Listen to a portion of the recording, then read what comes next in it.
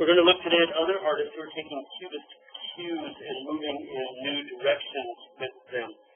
There are three basic movements in the 1910s that are closely associated with Cubism and intersect in a lot of different ways. And so they're kind of nice to look at as a group in a way. We have good selections from two of the three groups, but we'll look at all three. If you want to write them down, one is called Orphism, O-R-P-H-ism. The second is called Purism, P-U-R-I-S-M. And the third is called Futurism. And as we'll see, stylistically, the three different groups share quite a bit in common. Sometimes they even have commonalities in some of their aims, but we'll also see that there are differences with the three of them as well. Orphism, Purism, Futurism, right? So they all grow out, all three of these, or at least two of the three, grow out of a splinter group of Cubists that were meeting together in the suburb of Paris, a suburb called Puteaux. So they are often referred to as the Puteaux group. This is a group of offshoot Cubists. Now, it does not include Picasso or Braque, right? But there are others here. And they start meeting in 1911. And what binds the group together is they want Cubists to do more than, and this is 1911, right? This is still during analytic Cubism. They want Cubism to do more than what Picasso and Braque have been doing with it. And so what becomes fascinating about this is whether or not this had anything to do with Picasso and Braque doing something different with it, right? Because that doesn't happen until 1912, 1913. And the Puteaux group begins meeting already in 1911, right?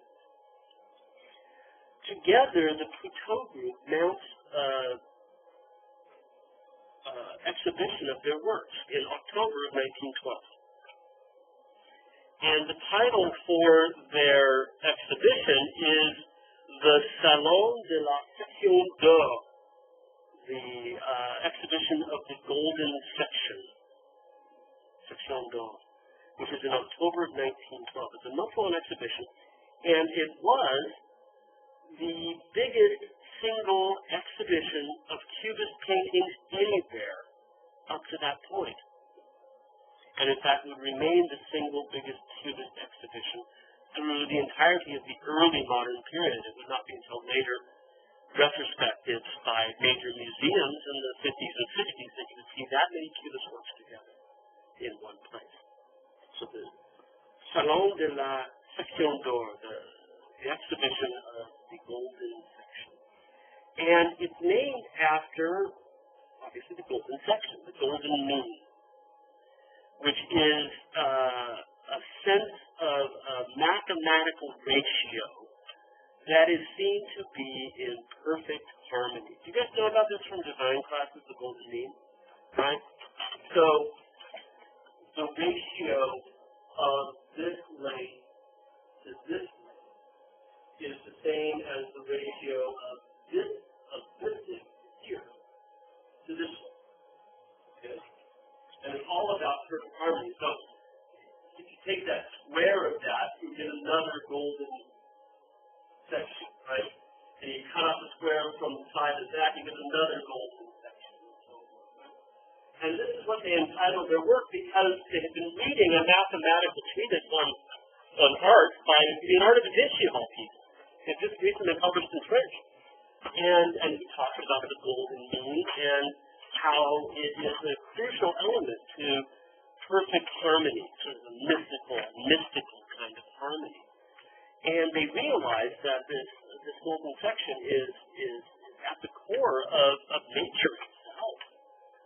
And I've always been fascinated by this. I find this kind of, at one point, kind of creepy, but fascinating at the same time, because if you were to draw if you take each one of those squares, right, and you draw within the square a circle, right, so if you were to draw from here to here and trace it into a circle, and then do it here, right, and then do it here, okay, you end up of getting a form that we see in nature all the time. Right? That form. That's tracing the circles in that. And if you look around enough, you see it everywhere. It's the way pine cones grow. It's the way sunflower seeds are arranged in the heart of the sunflower. It's the way hurricanes blow. You know, that's that form. It's based on the golden section. That the eye of a hurricane will blow outward in that same form. Galaxies. It's creepy, wonderful stuff, right? That mathematics lies at the heart of nature. It's buried behind everything we see. So the works are going to begin to use the idea of trying to find some perfect harmony behind the world. This is really very similar, isn't it, to Kandinsky. Remember that Kandinsky, with his theosophist leanings, was trying to come to a kind of art that cut past the chaos of the world and found the universal harmony that lay beneath it.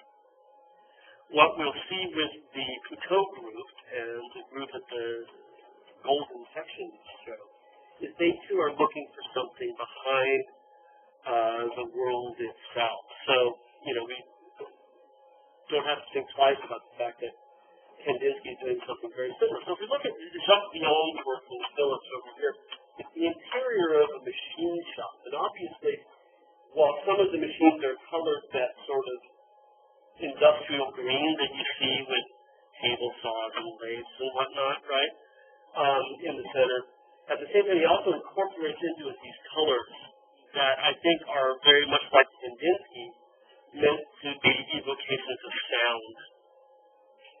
And Kandinsky, concerning the spiritual of art, was published the same year this group started getting together in 1911.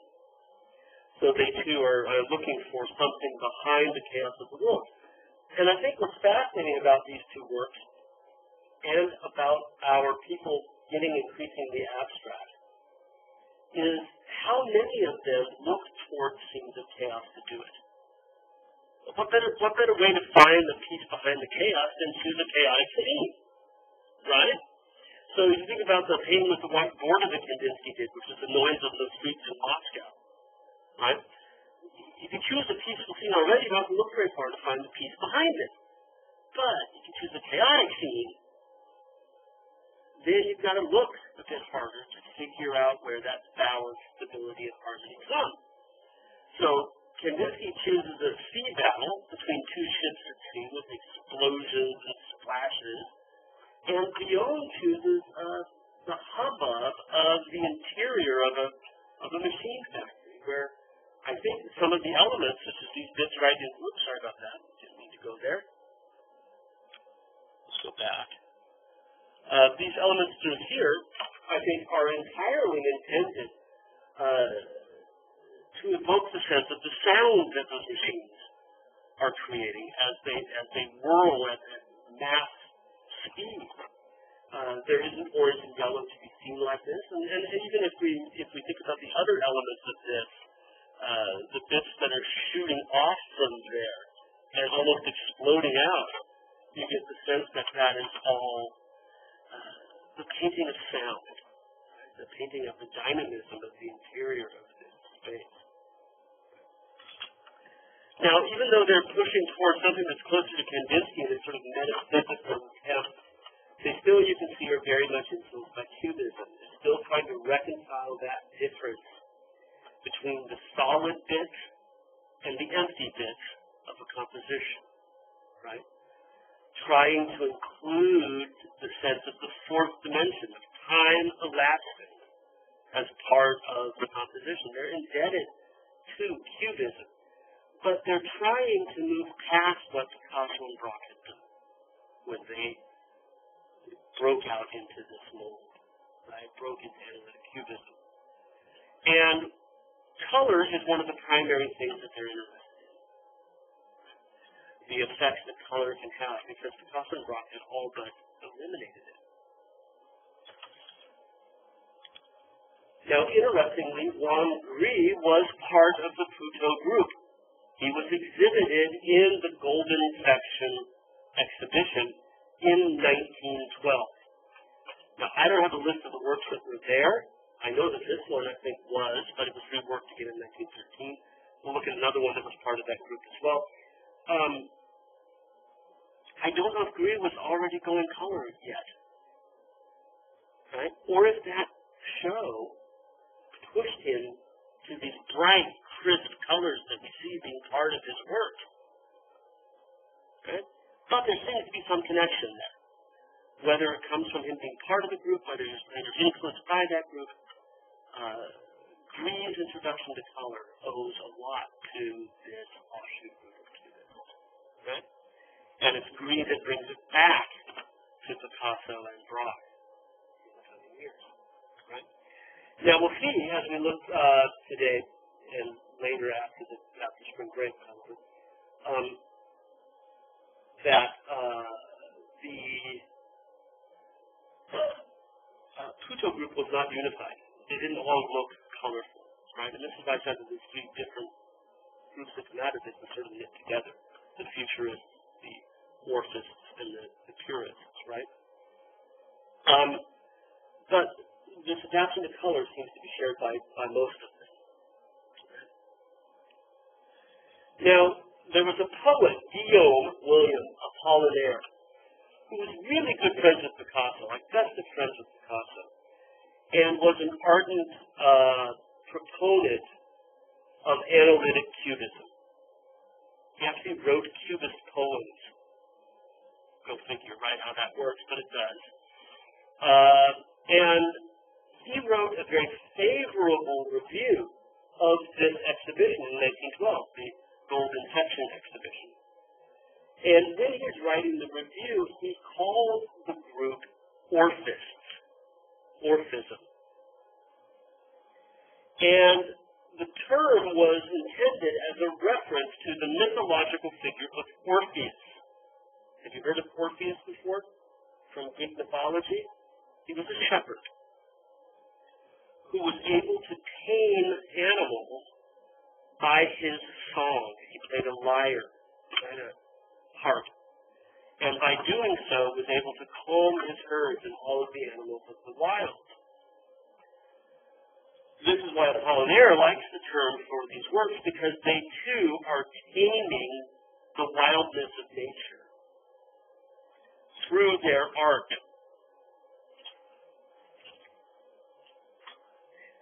And furthermore, Apollinaire would definitely have known that Kandinsky was making all of these references to color as music.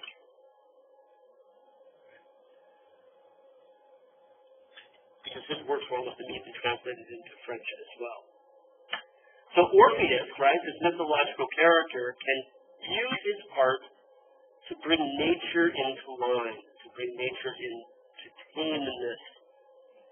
Furthermore, another part of Orpheus's myth is the fact that Orpheus's beloved,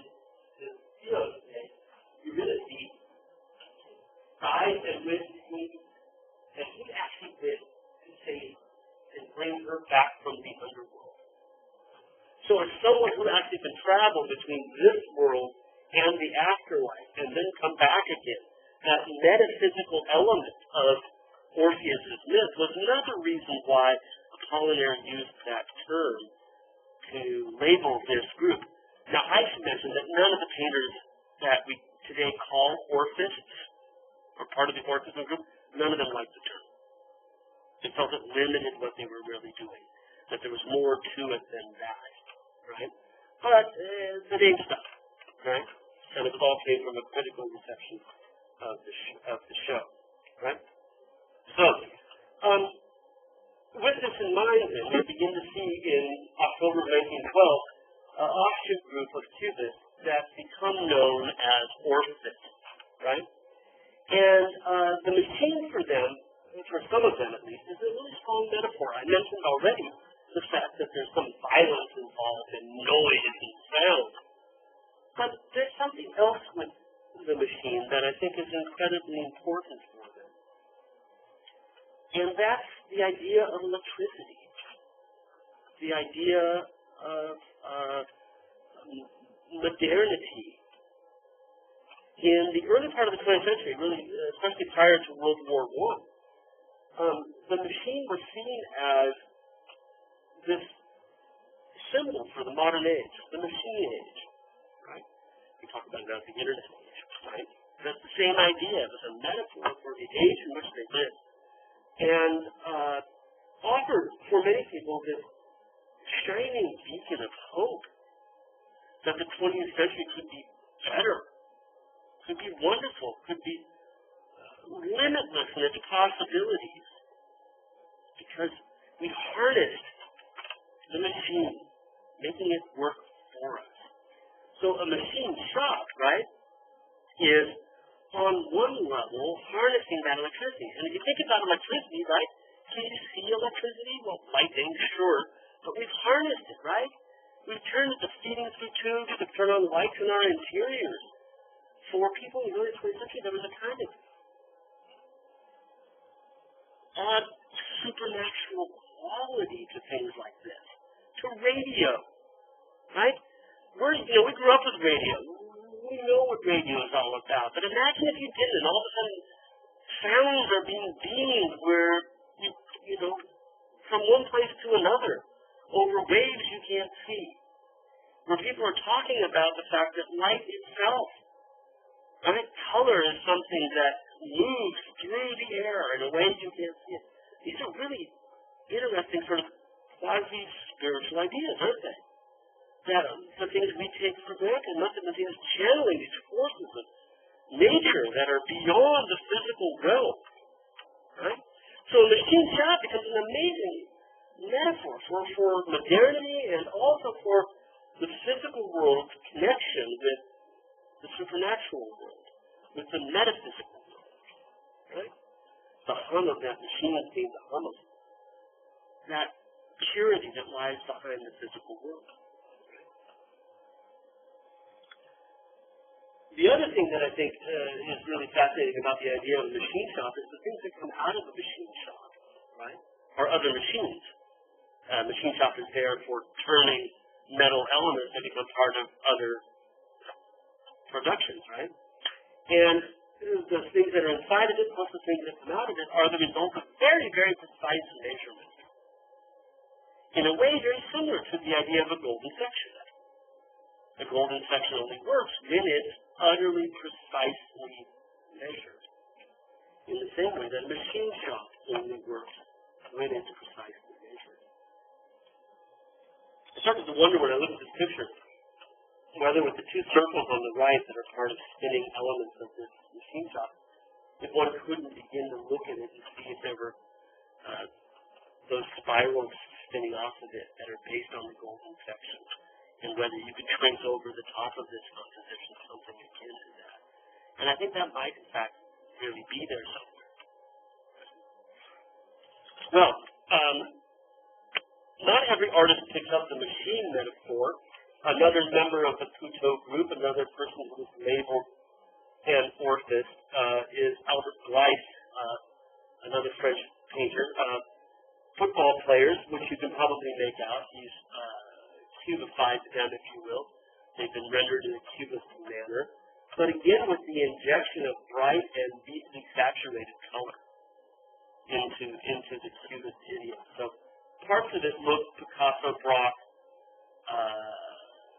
gray and brown, but other parts begin to introduce the kind of bright colors that we had already associated with warm green. Now, the type of football they're playing here is rugby. You might be able to make that out from the football that you see held by the player in blue in the foreground, right? So it's not American football, it's not soccer, it's rugby. And this, too, was a symbol of modernity. It was a new sport. It had only been introduced to France in 1892, so it's only 20 years old or so. I guess it's the X Games of its day, right? A brand new sport being recognized for the first time. And France got pretty good at it almost right away. The first time it was ever in the Olympics, rugby, was in 1900, and France won the gold. So they began to see this as not only a symbol of themselves, but also the modern world. This is a modern game, right, being played in the modern world. Now, with both of these works, another thing that we're seeing that we've not seen in Cubism, really, is a moving subject. If you think back to our Cubist works, Picasso and Braque, right? Whether it was a still life at a cafe, a nude woman, a portrait of an art dealer, right? Any of these things were still. And what changed over time was how you looked at them. Okay? So if you think about the bath bottle in that print by Braque, right? Or the harbor, an early proto-Cubist work.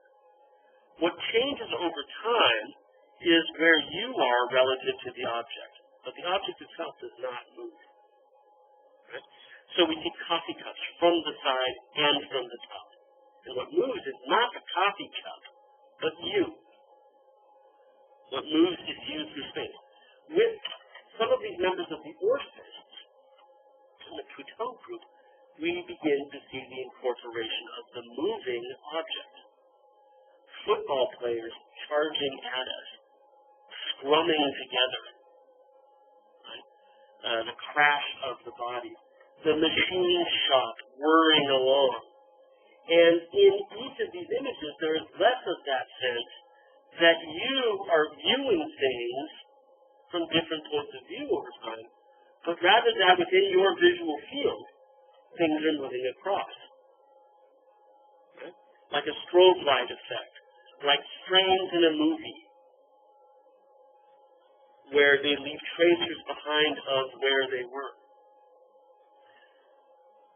So the Cubist style remains the same in some respects. It has these sharp-edged, faceted elements that make voids look solid and solids look void. But the object itself seems to dance and shimmer across the surface. Okay? That's a new injection of something into Cubism that really Picasso and Braque don't do much of during their Cubist phase. That's something that we can associate with this offshoot group in the suburb of Cousteau. I should mention, by the way, that, again, with the football players, we could talk about a violent subject matter, right? Trying to find purity, perfection, harmony in a violent subject matter. Particularly violent at exactly this time. Apparently, the early rugby fans were horribly violent, as they are today, right? I mean, well, soccer hooligans, right? You think about that from England. You can read about the soccer hooliganism. You know, they'll go over to France from England and they'll trash the children. You know. But there was actually an event in early 1913 when Blythe was working on this. There was an event where the mounted police had to intervene in the game because the French fans attacked the referee because they didn't like the big pig pile on top of the referee. Mounted cops came onto the field to pull them away because they were so incensed about what they thought to be a bad call. So this was seen as a very particularly bad, violent sport.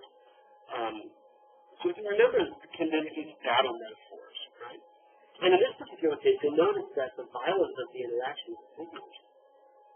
They all are grabbing at that ball, and he's pushing his way through. I think that's a great metaphor, right? Because he's pushing his way through a bunch of solid bodies to come to the foreground.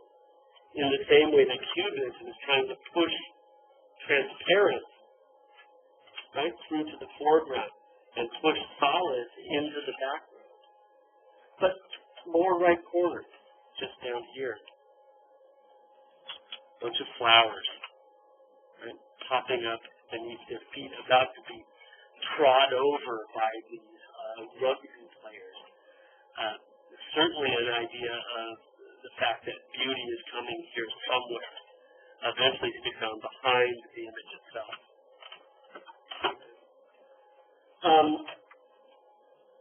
With the idea of the violence of the fans in mind, I think that I don't have a good detail of this. I've never seen it in person. It's never been out online. But you can see that behind them there are elements that refer to the city. We see some industrial construction here. looks like a bridge perhaps, steel bridge crossing something, smoke rising up, is it crossing over train tracks perhaps, houses and whatnot. And then we have over here, as you can see, there's some letters there, aren't there? And these are meant to be the fans looking on from the stand in the upper right corner. And I think what he's done is he's incorporated words as part of the cheering of the fans, the sound. Where again we have artists painting more than just what they see, but painting what they hear as well.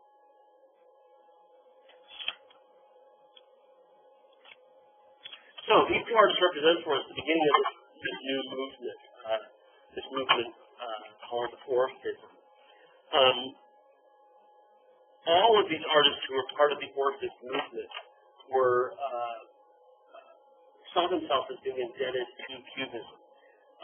Francis Picabia was also part of the Golden Section show in 1912. In fact, this work was in the show.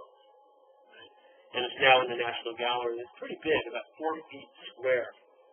And it shows a peasant procession up a hill.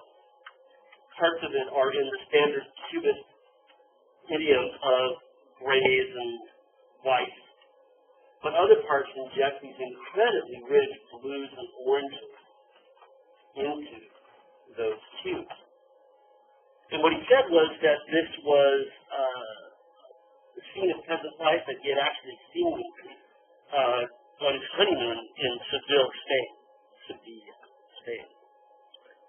That he had witnessed this. And he painted a whole series of 3 different works based on those experiences. This is the only one that survives. But one of the other ones was called Processional Music. So again, he's trying to incorporate the sense of sound, of music, into his images, because music was seen as having that mathematical harmony that was also presented by the Golden Section.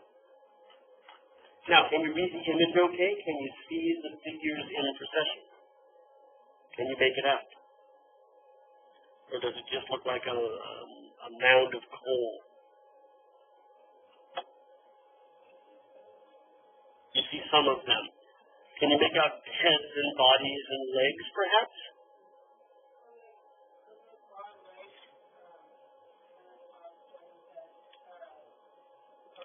In this area here? Yeah.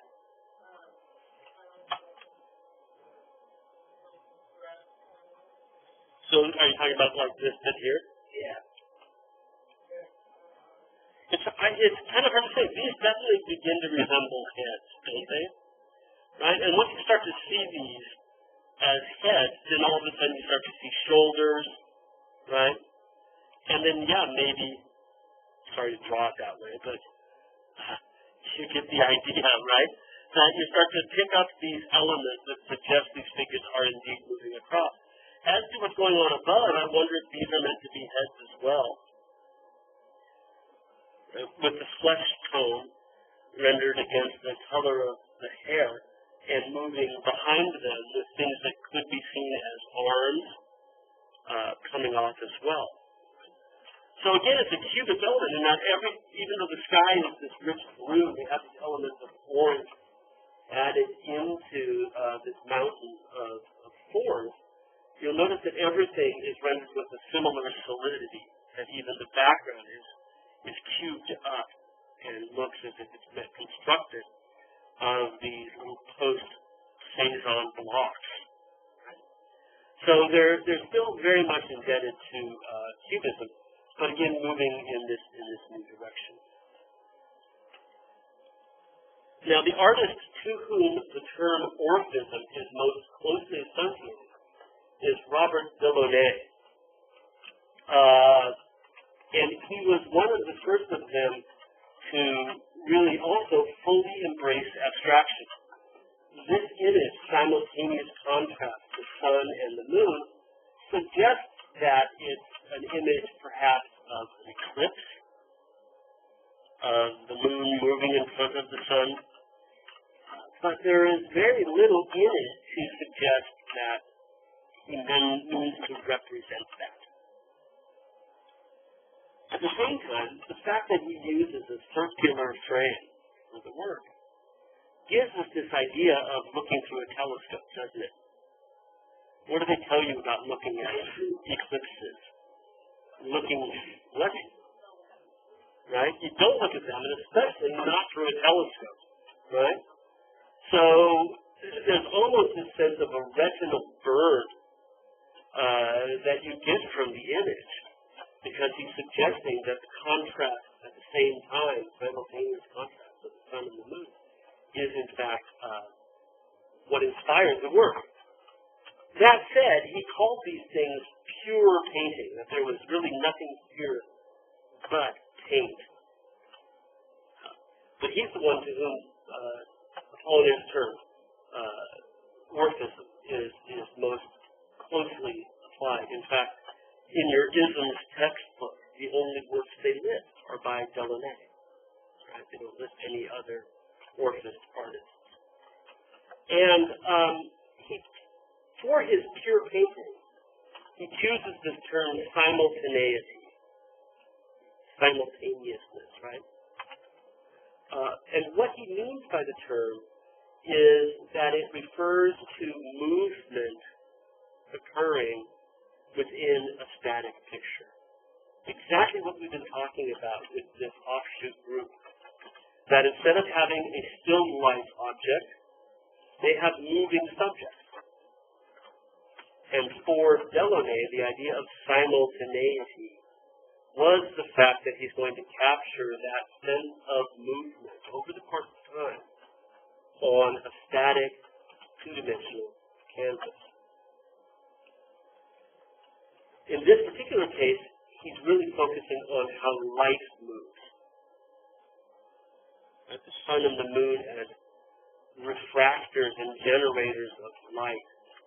He believed that light itself, translated into color, obliterated all physical objects. That the way we understand the physical world was really incorrect. That color was much more physical than solid objects. And that when put into contest with solid objects, color would win out. Color would simply destroy the object.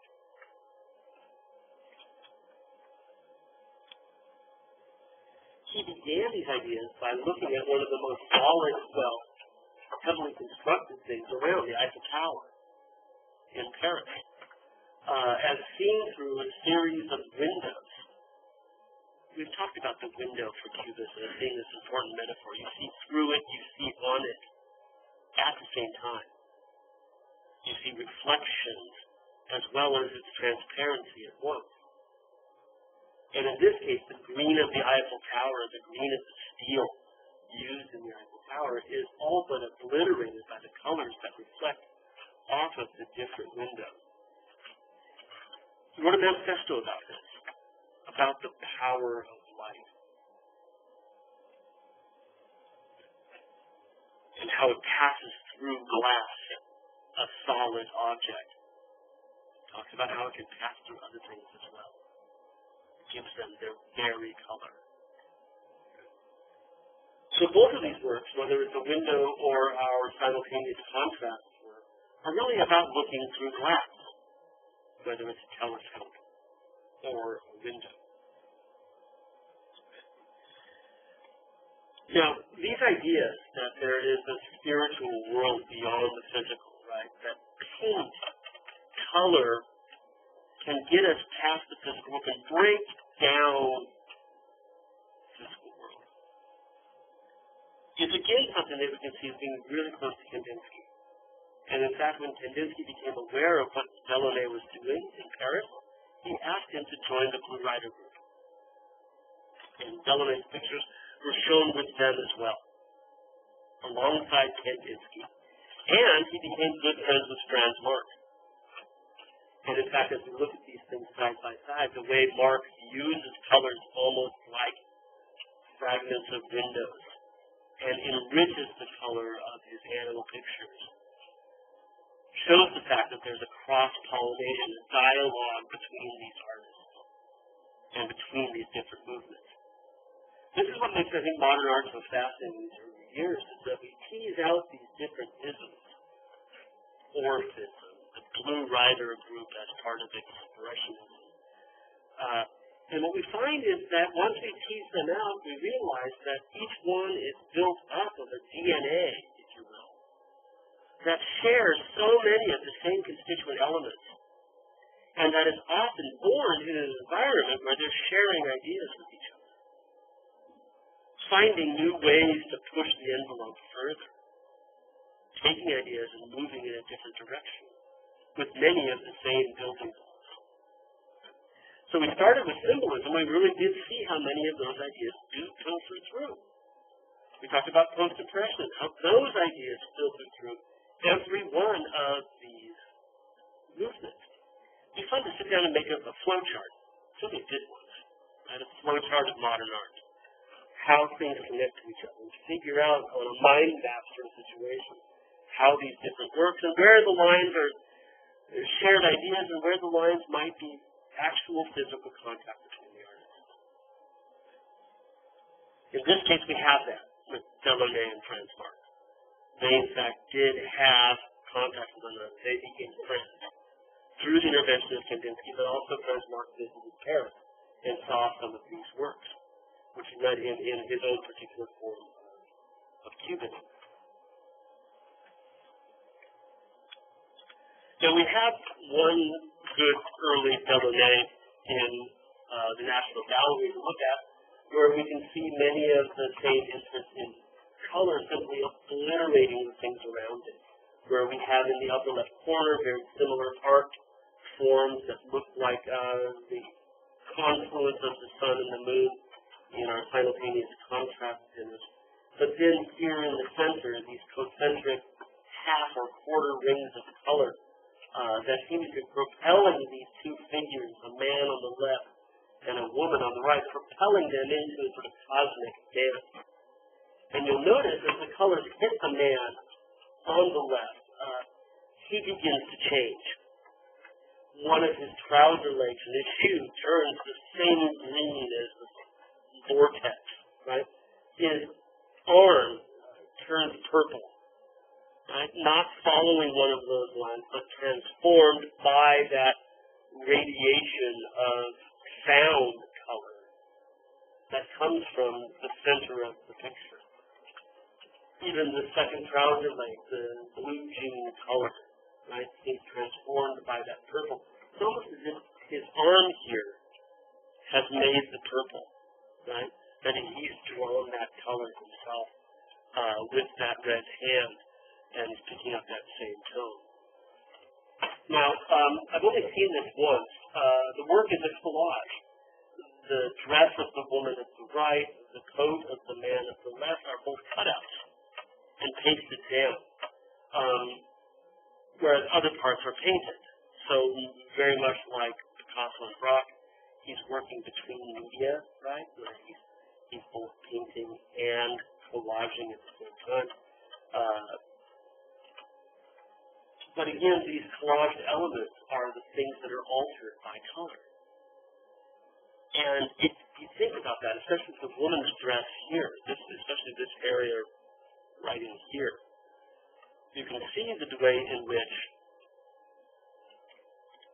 color is obliterating physicality. We can think of the cutout shape as being a reiteration of the physical. He's taking something opaque, putting it onto something else. But then that opaque object that he himself has put down there is the thing that gets destroyed by light, gets destroyed by color.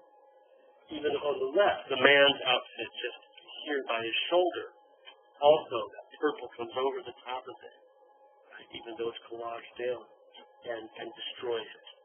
Right? So color erases everything. Color covers everything. Color disintegrates everything. Color is the only true power in the world. Now, what's up with this title? Political drama. Well, I do have a look. I've got a detail where we can see how it came over the top of that collage dress at the center. And you can also see that this is her arm coming out that direction, but we only see it ever so slightly hinted at behind those colors. The title refers to a recent event that was illustrated in magazines and reported in the newspaper.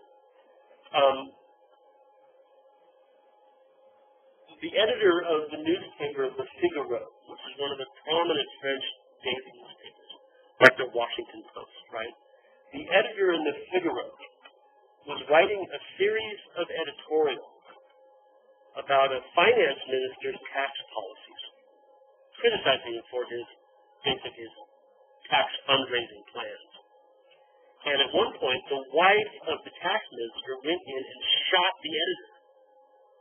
They survived, but she tried to kill it for writing editorials against her husband. This was then reported in the news, and in an era before they knew how to print photographs, it was illustrated by a lithograph. And there's the illustration of the assassination attempt, which gives Delaunay the basis for his composition. And what's fascinating is this pushes further the idea that those circles are sound. That what he's painting here is the report from the gun, the crack of the gunpowder, the firing of the shot. Yet we don't see the gun. We don't even see the arm that holds the gun. Just the slightest shadow of it as it comes away from her arm. But he's taken it and exploded it out in a series of colors. Right? Sound is itself color. Again, violence, right?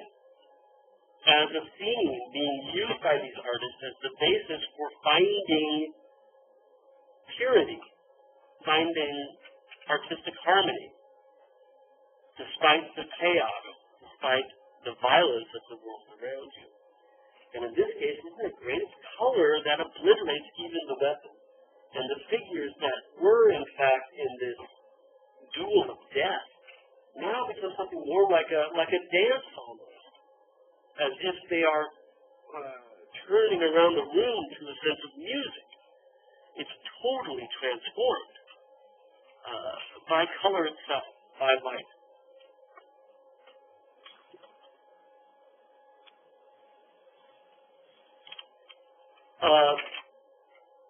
Delaunay was married to Sonia Delaunay. Came from a Russian family with the last name of Turk, so she adopted his name as the first part of her hyphenated name, Sonia Delaunay Turk. Another Russian expatriate active in Western Europe, like Kandinsky, who had moved to Munich to work. And like her husband, Robert Delaunay, she's equally interested in the power of light and color, and like Robert Delaunay, interested in collage. In this case, all the colors that you see are torn and cut pieces of paper that are collaged, but she goes back over the top of it, not only with obviously charcoal, but also with crayons and watercolor as well, to heighten that sense of color to the different elements. You can notice various compositional bits that remind you very much of Robert Delaunay. These semicircles in the corners, for example, that almost look as if the waves are hitting the edge of the pool and bouncing back in toward the center of the composition. Delaunay Turk, Sonia Delaunay Turk, brings those into her composition as well. Again, motivated by many of the same ideas as her husband, in close dialogue with him, working elbow to elbow on many occasions. But what's interesting for the history of art about Sonia Delaunay Turk, she does something radically different. She's one of the first to realize that these ideas about the power of color and the power of light and the idea that color can represent sound, can represent our very environment, right? If you think about that, right? Robert Delaunay is making color in places where color doesn't exist. In the voids between us, there are these waves of color, right? That's turning these figures into this cosmic dance, right? This political dance. And he's seeing the void as something that is really quite physical, right? He understands, or he hopes to understand through the painting, that there is more to our world than meets the eye. That the space between you and me, Jenny, is not just empty space. But there's something there that we're not seeing with our physical eye. And he's trying to use the canvas to make us see that. He's making us see our environment. There's something that's interconnected. Right? Cubists did this too. The solids become voids. The voids become solids. Everything is nothing, and nothing is everything. Right? The whole world is wrapped together in a way that we don't perceive in our daily life. This is big stuff, right? Everything works together. For Dylan and Kurt, that means that why should we stop investigating this with paintings? Why are we limiting ourselves so much to just making paintings? Shouldn't we make other things as well? Shouldn't we perhaps, instead of illustrate the environment the way it ought to be or the way we want people to understand it to be, what if we just made that environment? What if we started to make interior design where we could see the things that I'm trying to show you through pictures? And the first thing she does is she quilts a blanket for her baby boy.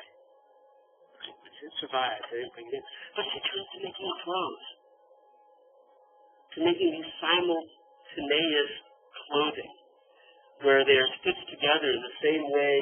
Isn't that great? It's terrific stuff, right? There was a huge Sonia Delaunay Turk show at MoMA about 3 years ago, right? And so this is from the show. That's one of her pictures in the background, which looks very much like her husband's stuff. But her major innovation was to understand that if art has a social responsibility to sort of change the way we perceive the world, then if you stick to simply making paintings, you may be selling yourself short. There may be better ways to get the job done. And she decides that clothing, textile work, fair game. And instead of tearing up paper and putting it onto a canvas and then painting over the crayon, she can cut pieces of fabric and make clothing that also seems to emanate sound and be part of this environment where the physical becomes unphysical and the void becomes solid. Terrific stuff. I wish we had some here for you to look at, because this whole idea of costuming is part of this, and that art can transcend the canvas to be part of the environment. I think it's a really important thing that we see carrying through a lot of modern art, that you should be able to do more with this. You know, Brianna, you kind of tried that, right? With mural painting, it really takes that into effect.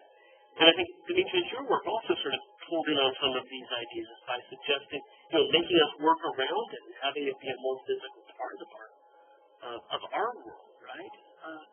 It's an important issue because if art is going to be socially engaged, then you put it on an 18 by 24 and you sort of limit the degree to which it can engage. And Sonia Delaunay Turk really pushes in a different direction. She's not the only person that does costumes, but she's made that direction to really get out there and move this direction. She was eventually cast. In 1918, there was a Russian ballet troupe in Paris under Serge Diaghilev, the Ballet Russe.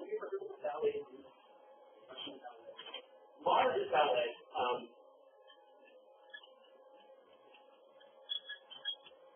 And it was Serge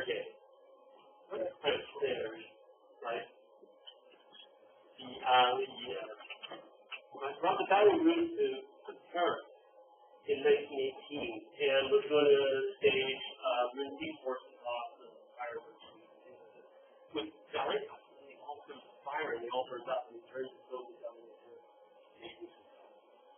there was a great show at the National Gallery of these costumes. She did those costumes as well, right? Working to make all of the stage costumes. So all of a sudden there's this chance to make that world. You know, it's only on a stage. So it's a world where the colors aren't limited by what we can see with our eyes, but become part of that. This is really, I think this is such a hopeful moment in modern art, this idea that we might move somewhere new. One more member of the Orphist movement is Franciszek Kupka. One artist you tend to hear of very often, but really terrific. This is a monster piece. It's 7 feet on the side, right? 7.5 feet on the side. Originated from Czechoslovakia, and again, like the other Orphists, he's really interested in trying to paint sound and music, trying to get the emanation of sound. And it makes a nice comparison with Delaunay's work, because each one of them seems to have that locus point in the center from which everything emanates, as if it's a siren giving off these waves of sound that are translated into these incredibly rich and vibrating colors. In writing about this, Apollinaire said that Orphism was the voice of light, that is trying to give light a physicality and a voice. And certainly this idea of linking art and music and science and spirituality is something that Kupka is doing as well. The discs of Newton. You know who Newton was, yeah? Sir Isaac Newton, the father of modern physics, developed theories of color. Sorry? It's not a thing. Sir Isaac.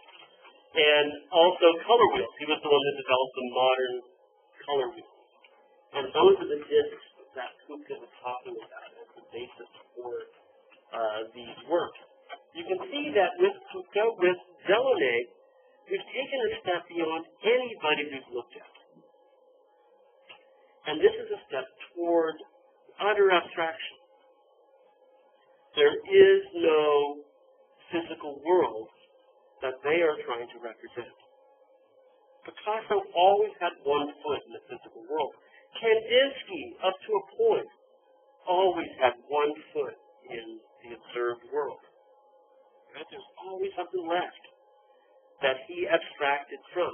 But with Kupka and Delaunay, it's gone. Right? We've obliterated representation. And many people suggest that these Orphist artists are amongst the very first to really push through. Although a lot of people vie for the title. But the first people to make a purely abstract painting. One that can no longer attempt to represent. I have a nice detail in the center point of that. And I remember when I first taught modern, I never heard of this guy. This is just really incredible. The degree to which he's doing nothing but paint. And by that I mean he's not trying to represent. He's trying to test the idea of sound itself, emanating outward as waves. Right? It's science on a certain level, but it's science seen as an element of spirituality. He's painting the invisible world.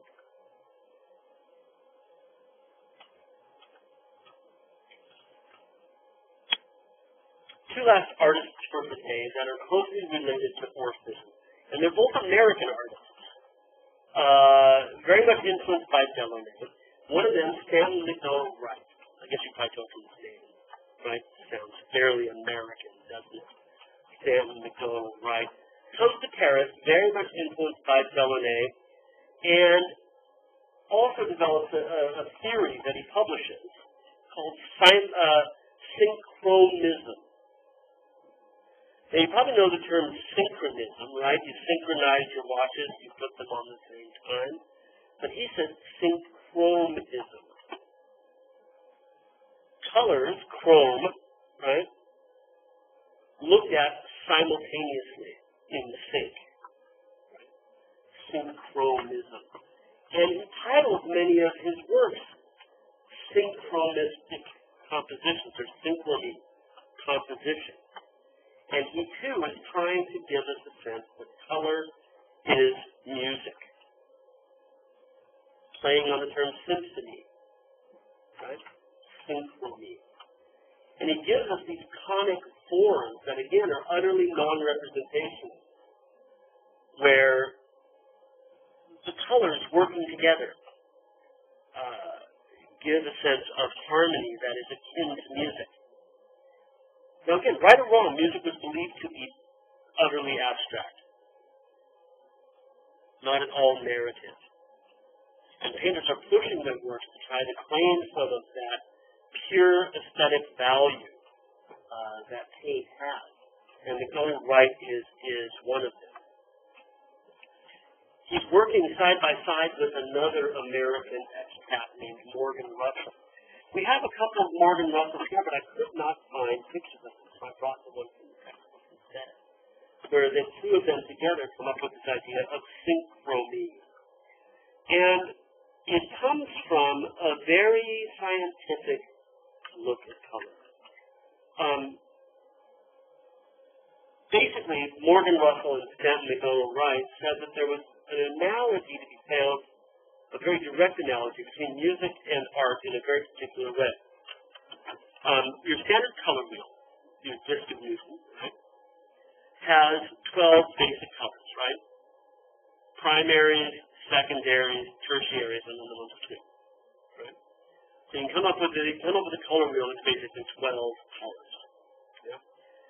Furthermore, the musical scale has 12 notes in a standard musical scale, with the sharps and the flats, because there's not entirely the same number of sharps and flats, right? So that there's an analogy then, note by note, color by color, that one could find. And that in the same way that certain notes played together will give harmonious chords, thus certain colors, when seen together, should give similar harmonies. And that you should be able to, for example, find an analogy between a note and then the third and the fifth on that same scale, that you should be able to find a color and find its third and fifth on its harmonic scale. It doesn't ever work out all that well, right? But when Morgan Russell titles something, Synchrony in Orange, he's seeing it as an analogy to a classical music composer writing symphony in D minor. That orange for him is the basic note. In the same way D minor is a basic note, around which you build the rest of the composition. So again, there's this idea that science produces for these artists inroads into a world that isn't necessarily scientific. That's really anything but. That is, in fact, quite metaphysical, spiritual, invisible, that they can then bring to their different canvases. So synchrony is, in fact, very, very close to Orphism. The Orphists actually sued the synchronists for ripping off all their ideas. They lost, but nonetheless, they didn't like the fact that they were really trafficking in very much the same ideas. But all of this grows out of these reactions to Cubism that were begun with this group meeting in the suburbs of Paris back in 1911 and showing together in 1912. I'm out of notes with that. I have no more pictures. Look, there's my next picture. End of show. Click to exhibit. Friday, we'll meet in front of the main house. Get there as soon as you can. I'll be up there from around 3 o'clock, and when everybody gets sort of buzz on down to the National Gallery. We'll look at early Picassos. I'm going to keep it relatively short, like 3 works that are all in the same room together. We'll probably start by looking at Cezanne because he's so important for Picasso. So I think it's good to poke our nose into the Harlequin that's down there that we looked at the very beginning of class, or the boy with the red waistcoat, because those are such beautiful works to see in person. And they're one gallery away from the Picasso. So that's kind of the plan when we get down there. If you're not able to make it, and this is not an optional trip, but if for some reason you can't make it, please email me, right? If you're sick that morning, right? Please email me. Now, you all are coming from here, is that correct? National Gallery? Right? Is anybody coming from the other side of town? Sorry, but you might go back to the other side of town afterwards. Yeah, are you here on campus, though? Okay, very good. So we'll wait for you here. I just want to make sure, last semester I had some people that came from Bowie, right? And why come from Bowie to Marymount to go back into town, right? I just want to make sure nobody was in that same camp.